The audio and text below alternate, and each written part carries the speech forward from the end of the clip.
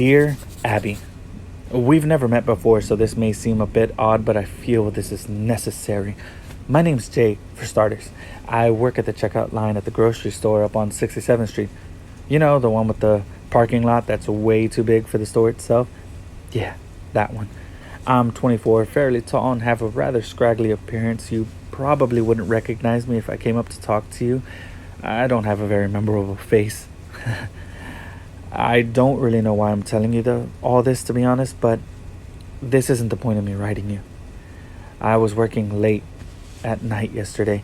It was a very average day for the most part. Nothing too exciting happened, but you'd be surprised how interesting this job can be at times. I'd been reading some book that the guy that worked the counter the shift before me had left. It was some really crappy murder mystery, chock full of cliches, incredibly boring if you ask me, but it's something to do, I guess. When you showed up, though, my whole night changed. I don't know exactly what it was about you that caught my attention first, but as soon as I saw you, I got this odd feeling, a weird mix between excitement and terror. That's the best way I can describe it, at least. I saw you walk into my line and I quickly composed myself. I'd been slouching in my chair for a while since I rarely ever get any customers in my line. It was only when you got closer that I realized what about you had caught my attention. You were absolutely beautiful. You walked up and said, "Hey," and handed me your cart. I could tell by the way that you were talking and the way that you looked that you were very sleep deprived, though this wasn't surprising considering how late it was. After a second or two of awkward silence, I realized that you had greeted me and I suddenly forced out a "Hi." In response, I cursed myself out mentally for that one.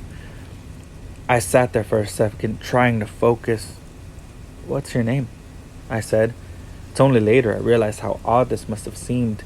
What kind of grocery bags guy asks what someone's name is? I'm glad I did, though. I remember. You said you were named Abigail, but that you go by Abby for short. Abby. It seemed to fit so perfectly. The name seemed to roll off my tongue as I said it back to myself silently. It was like sweet honey. It just felt good as I said it. You seemed to be perplexed when I looked back at you, and I wondered if I'd done something to upset you. "Shouldn't you be packing those?" you said, and pointed to your groceries. Suddenly shocked and embarrassed, I looked up and apologized, then clumsily started shoving groceries into bags as fast as I could. I couldn't believe myself. How stupid could I be? But when I looked up, I realized you were laughing. "You're kind of cute," you said. I tried to play it off cool, but obviously I was thrilled. A girl like this thought I was cute. "You are too," I said as I hastily packed the rest of the groceries. As you walked out, you turned around and reached for the door and said, "Have a good night." I'm guessing I look pretty stupid writing all this down. You probably still remember it. I mean, it did just happen yesterday, but I went home ecstatic that night. And with all the confidence in the world, I felt like it's almost unreal just writing this here. Anyways, I wanted to write you this letter, Abby, to tell you that I love you. I don't know what I felt that night. It was some weird mix of emotions, but all I know is that even in that small little transaction we had, I felt as if there was something between us. Please write me back. Sincerely, Jay. Dear Abby, it's been a week since I sent my last letter and I still haven't gotten a response. But that doesn't matter. How have you been? My life's just as normal as usual. Get up, go to work, go to bed. I live in a really shitty apartment, but I guess that's what you get when you work at a grocery store as a bagger. I've thought about you a lot lately, and I sometimes wonder if you still remember me. I saw you again today at work. This time it was at a more reasonable hour, thankfully. I didn't want to bother you to see if you'd approach me on your own. You came to my line again, which made me absolutely thrilled. This time I was less nervous. I was going to act normal, no matter what you did or said. I wasn't going to let a girl like you slip through my fingers. As you walked up, You muttered something that was too quiet for me to make out and waited at the end of the counter for me to finish packing your groceries. This obviously wasn't what I had expected, but it wasn't all too bad. You didn't seem to feel anything at all, actually. I was expecting you to either come up and talk to me or avoid me like the plague, but instead you just walked on through as if I was another stranger. This makes me wonder if you got my last letter. You should check your mailbox more often. There was one moment where I felt something, though.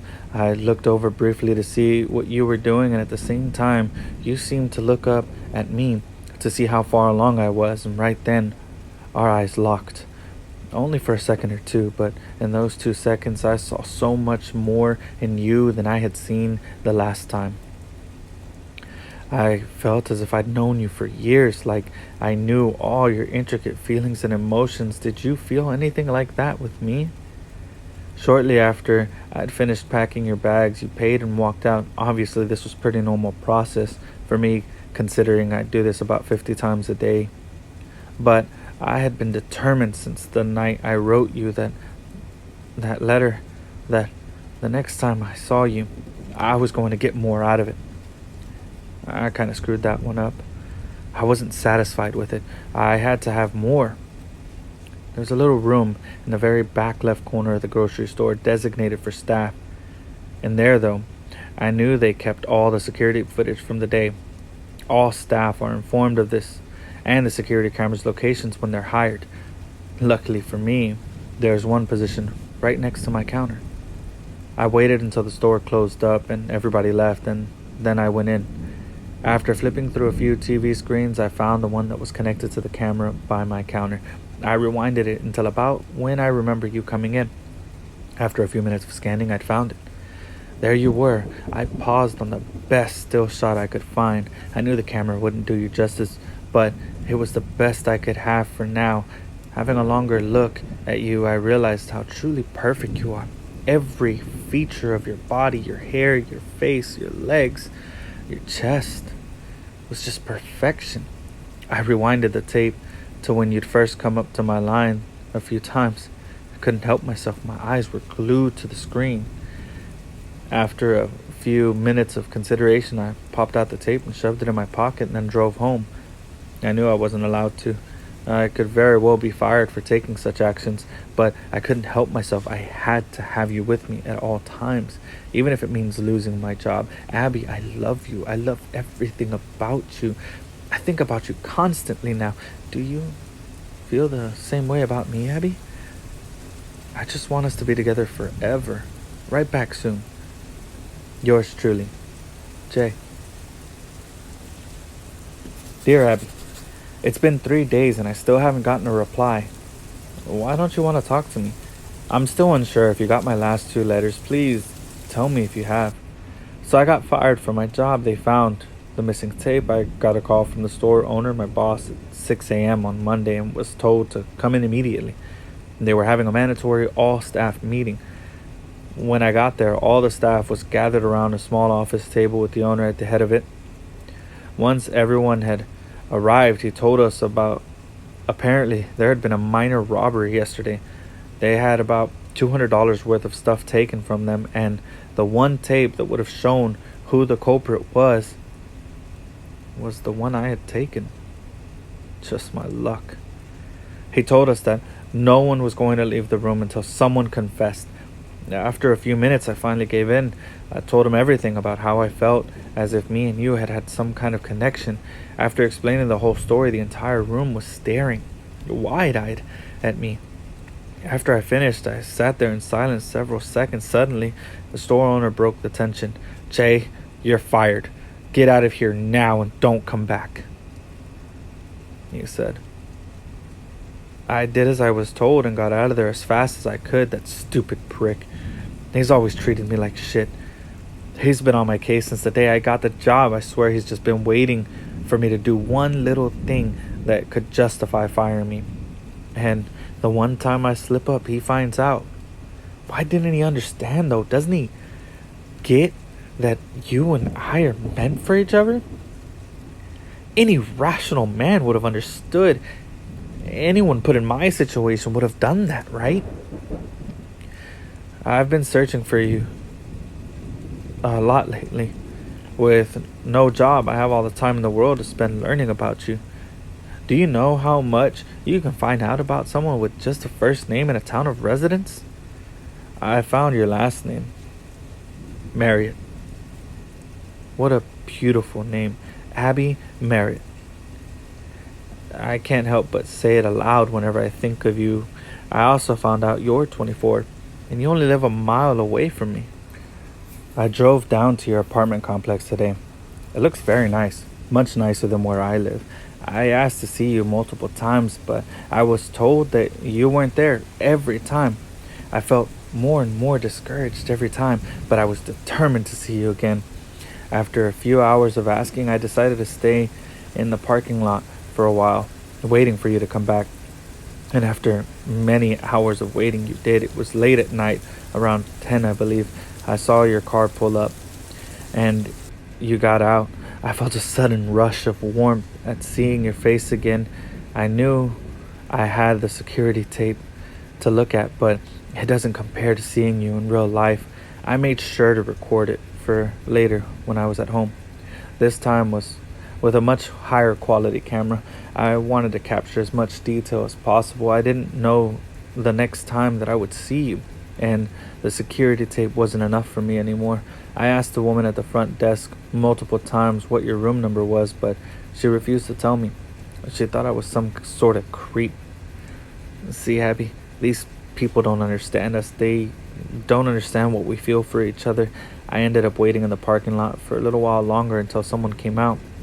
After talking with him for a bit, he told me what your apartment number was. He didn't want to talk at first, but I made him. You'd be surprised what you could make people tell you when you're holding a knife to their chest. Don't worry, I didn't hurt him too bad, but we can't have someone interfering with us. Don't you agree, Abby? I'm sick of all these people trying to keep us apart.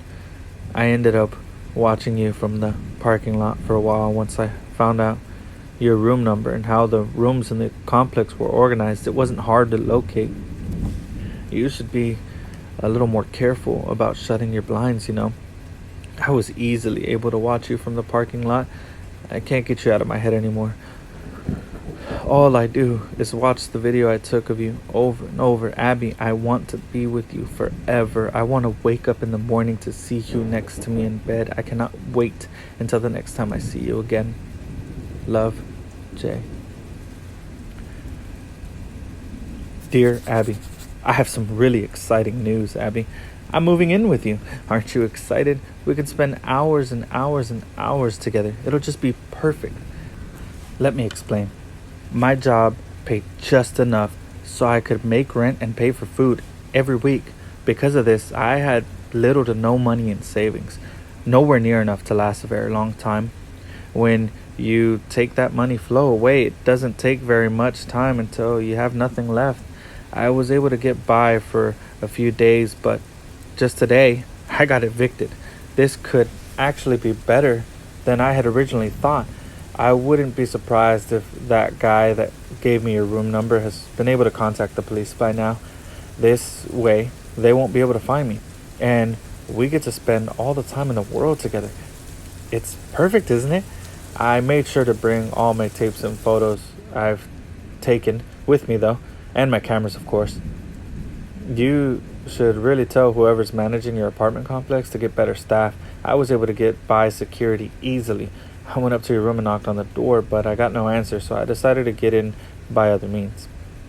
After scanning the footage I took from last night over a few times, I noticed that you have a ventilation shaft in the corner of your room. Not surprising, considering how hot it can get here in the summer. I figured there had to be some kind of maintenance hatch that I could get in through. After a few minutes of looking around, I found a door at the end of your hall that seemed to be some kind of staff room, and luckily, there was a way into the vents there. I crawled through them until I got to your room. It was very cramped and hard to move around, but I managed. When I got there, though, I felt a rush of success. I figured since the lights were out and I couldn't see you that you weren't home, but I'm patient. I scanned every part of your room, trying to memorize all the intricate details. Your scent overwhelmed me as I sat there. I had caught it briefly during the 2 times I saw you at the store, but never this strong. It was mesmerizing. I couldn't quite place my finger on it, but it kind of reminded me of something. It was almost like peaches. I sat there hunched over for a few hours, though. I've taught myself to be extremely patient. I can sit completely motionless for hours at a time, not moving a muscle. No one was going to notice me. Then you finally got home. I felt a wide smile on my face the second I heard the door open.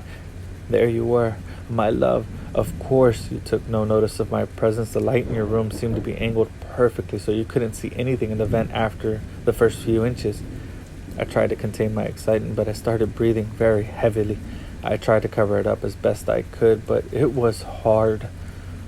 You suddenly looked right at the vent. I went completely silent. After a few seconds, though, you seemed to lose interest. This made me smile. This was the perfect spot. I could tell I had startled you, though. All throughout the night, you were turning over in your sleep to look at the vent. People seem to have a sense of when they're being watched. It can send them into complete panic. Don't try to fake it, Abby. I can tell when someone's awake. When someone's truly scared, sleep becomes impossible. Why are you scared anyways? It's just me. Why would I scare you? You do love me, right? You know I love you. I'm looking forward to spend every day with you now, Abby. Right back if you can. Love, Jay. Dear Abby, I saw you wake up this morning. I didn't sleep a wink last night. You were too enthralling. I spent the whole night watching you. I couldn't help it. Anytime I tried to look away, my eyes seemed to be drawn back. A few seconds later, you look even more amazing when you're sleeping, you know. You'd be surprised how much you can learn about a person's personality by watching them sleep. I was tempted to get out of the vent to get a better view of you multiple times in the night, but I had resisted the urge. I couldn't have you figuring out I'm here. Not yet, at least. You seem to spend a lot of your time in the bathroom in the morning. I assumed you were taking a shower or putting on makeup. Why would you do that, Abby? Anything you could do to change the way you look naturally would only cover up your true beauty. And why would you want to do that? Don't you want the whole world to see what I see in you? You left shortly after the work, or at least that's what I assumed. After careful consideration, I decided to leave the vent. I slid my hand through one of the slits and felt around for the bolts. The surface of the vent was very smooth, which made them easy to find. I grabbed one and twisted as hard as I could, and finally I was able to pop it off. I did this with all the other bolts and finally removed the grating. The first thing I did was go over to the bathroom. I quickly disposed of everything I could find that you could use to mask your face. This stuff disgusts me. This way, everyone will get to see how you truly are. I also found something else in there. Your hairbrush. I grabbed it and brought it up close to my face to examine it. It was a dull blue with a very thick rounded handle. That wasn't what interested me. The hairs.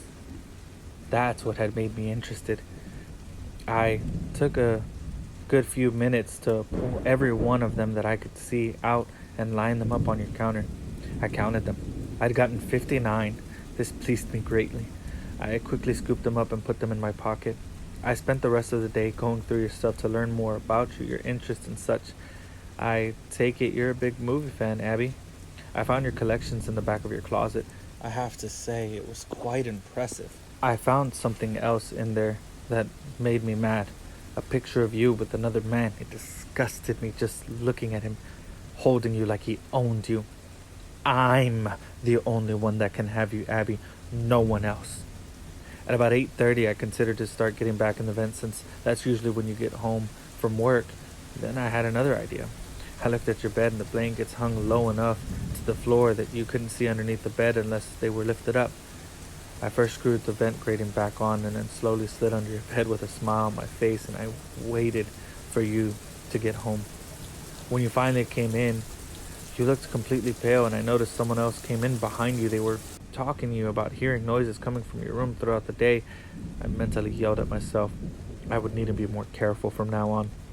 Going under the bed had been a good idea, though, since obviously your first thought was to check the vent. You thanked the person, and they left, and finally, you and I were alone. I sat there in silence until you went to bed. It seemed like an eternity before you did. I wanted a closer look at you, and this was my chance. You got in bed and turned off the light. I was cautious, though. I waited for hours to make sure you were asleep. And when I was sure you were, I slowly slid out from under the bed and I saw you there. You looked absolutely stunning. Every curve of your body was perfect. Every little detail was beautiful. I was in awe just looking at you. I reached out my hand and started to stroke your face, and it was soft like silk. I felt myself starting to get hard. Your beauty was so overwhelming. I slowly reached down and started to pleasure myself. I tried to control myself out of worry of you waking up, but I couldn't help it. I felt pure ecstasy. Everything about you was perfect. Suddenly, you seemed to turn and started to wake up. Horrified, I quickly slid under the bed and was trying to be as quiet as possible. A few seconds, and I saw you get out of bed and look around. I could sense your fear without looking at you. You should be calm with me. Around, Abby.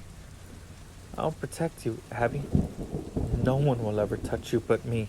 I'd kill someone for you, Abby. I made sure to pay attention today. You didn't bring in my letter from yesterday, or any mail at all. You must just not check your mailbox. I'm gonna change that, though. I'm gonna leave this one on your desk tomorrow. Oh, I forgot to mention, I'm making something special for you. Check in your closet after you read this. Yours forever, Jay. Dear Abby, I spent more time today working on your surprise while you were at work. You're really gonna love it, Abby. I've put a lot of work into it, you know. I spent hours today putting the finishing touches on it, and I think it's finally ready for you to see. You got home at about 8:30 again and saw the letter laying on your desk, and almost immediately I started to smile as I saw you open it, waiting to see your reaction. It was really quite interesting to watch your face. I could see all the different emotions and thoughts. You seemed to be confused at first, then shocked, then horrified. You started to shake violently, and I saw that you were starting to cry.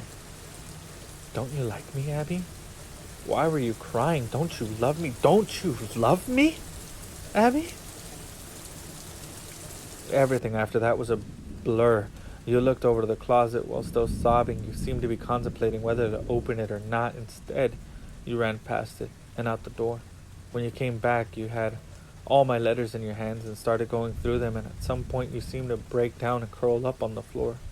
Tears still rolling down your face. I could tell you were desperately trying to say something, anything. But you were too paralyzed in fear. After about 10 minutes, I saw you look under the bed, in the vent, anywhere I could be. You see, though, Abby, I'm smarter than that. I knew you'd check in those places. I found a better place after I finished your surprise. You'll never find me here. No one will. Isn't that great? I can watch you forever and ever, and there's nothing you or anyone else can do about it. You hadn't found your surprise yet, though, Abby, and I could tell you were still thinking about it. I saw you look over to your closet. I knew you wanted to open it, but at the same time, you were nervous. What was it going to be in it? What would you find? This couldn't last forever, though. You and I both knew that. I watched you slowly walk over to your closet, fumbling with the handle, trying to get a firm grasp on it. Suddenly, you flung the doors open and you saw it. It was a scrapbook of me and you. I saw you flipping through the pages. You seemed to be shocked. Do you not like it, Abby? I got pictures of you and I, when you weren't looking, pictures of you sleeping, pictures of you at your computer. I scattered the hairs I had collected throughout it, along with pictures of couples together, of course, with our faces on them, though. I got that picture of you with the other guy and I put it at the very back, except I didn't leave it like it normally was. I had scratched that prick's face off. I hate him so much. If I knew who he was, I would hunt him down and make him suffer. Don't you get it, Abby? No one can have you but me. Me and you are meant for each other. No one else. I watched you sob for another 30 minutes and then get up and run out of your apartment shortly after you came back with multiple policemen. This shocked me. Did you not like this surprise, Abby? Why would you bring these people into our room? They'll never find me where I am, but if they did, it could ruin everything. All my work from the last few weeks would be for nothing. You wouldn't want that, right, Abby? I'm exhausted from today's work, and as much as I love you, I need sleep. Abby, have a good night. I love you. Love, Jay. Dear Abby, do you see what you've done, Abby? Do you see what you've done? I woke up at 8 a.m. to see you frantically packing your bags. I was confused at first, but then I understood you were leaving me. You don't love me? You don't love me? How could you do this to me, Abby? You were the only thing I wanted in life. I had nothing else to live for, but when I first met you, I saw a shimmer of hope. I thought that I'd finally have a reason to wake up in the morning and go on with my shitty life. And you went and threw that away? How could you do this to me, Abby? A few seconds after you left your room, I got out of my hiding spot and I followed you.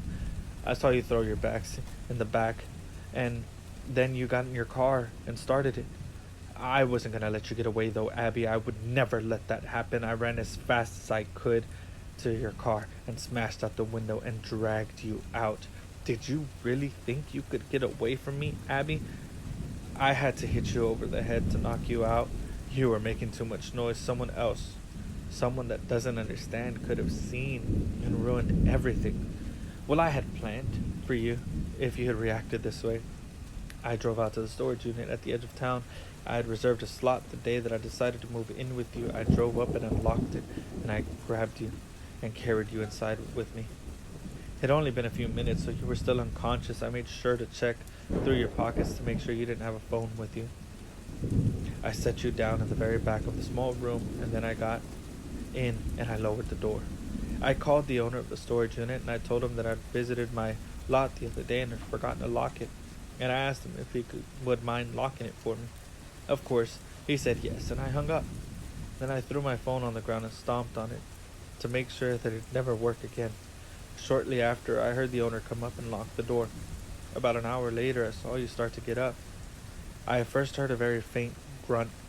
Then I saw your legs start to move. Shortly after, you were fully awake. When you saw my face, you started to scream, which then subsided to a whine, and then to a whimper. That's when you saw it. The only other thing in the room, my knife. It was obvious why it was there, and after a second or two of realization, you jumped and grabbed it. I looked you dead in the eyes and I said, Abby, I love you. And then I felt the searing pain of the knife being driven into my side. I felt it being pulled out and jabbed back in with great force. I could feel it go in each time like a fire, burning a hole through my chest. I fell to the floor laughing while coughing up blood. I saw you back away trembling and sit down in the corner. And now, as I sit here in a puddle of my own blood writing this, I wonder how you'll get out. Will you use the knife to take your own life, or will you let starvation take you? Either way, we'll be together in death, Abby. Together from the day I saw you till the day we both died. Just as I wanted it. And as you sit there, crying, I can tell you've come to the realization, Abby, this is all I ever wanted. And for that, I have to say thank you. Love, Jay.